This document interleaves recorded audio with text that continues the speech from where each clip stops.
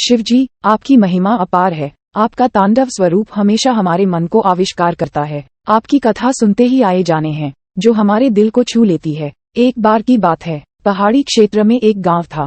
इस गांव में एक साधु बाबा आए और वहां अपने तपस्या का आयोजन करने लगे। उन्होंने बाबा की महिमा और तपस्या के बारे में सुना था, इसलिए लोग अनुसार उनके पास यात्रा करने लगे।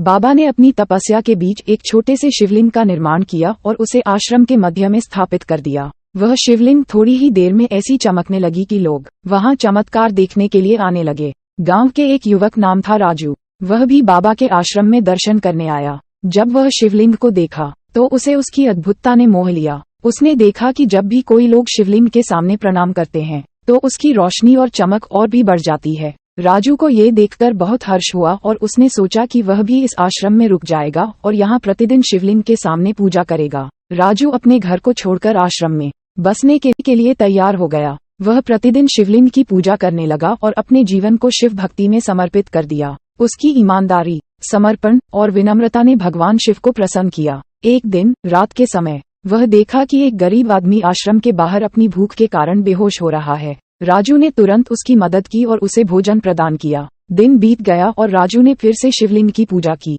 इस बार शिवलिंग से आवाज आई, राजू, मैं तेरी पूजा से बहुत प्रसन्न हूँ। मैं तुझे एक वरदान देता हूँ। तू मेरी भक्ति के साथ हमेशा दूसरों की सहायता करेगा और मैं तुझे सदैव आशीर्वाद दूंगा। राजू ने बड़ी हर्षित होकर आश्रम के सभी लोगों के सामने बाबा का आभार प्रकट किया। उसने सोचा कि भगवान शिव की कृपा और आशीर्वाद से उसे संघर्षों का सामना करने की शक्ति मिलेगी और वह दूसरों की मदद करके उन्हें समृद्धि और सुख दे सकेगा। इस कथा से हमें ये सीख मिलती है कि भगवान की पूजा के साथ साथ हमें दूसरों की सहायता करने का अवसर देना चाहिए। साथ ही एक सच्चे भक्त के रूप में हमें अहंकार और अन्याय से दूर रहकर ईश्वरीय गुणों को अपनाना चाहिए। इस तरह हम सदैव भगवान के आशीर्वाद में रहेंगे और खुद को और दूसरों को उच्चतम सुख और समृद्धि की ओर ले जाएंगे।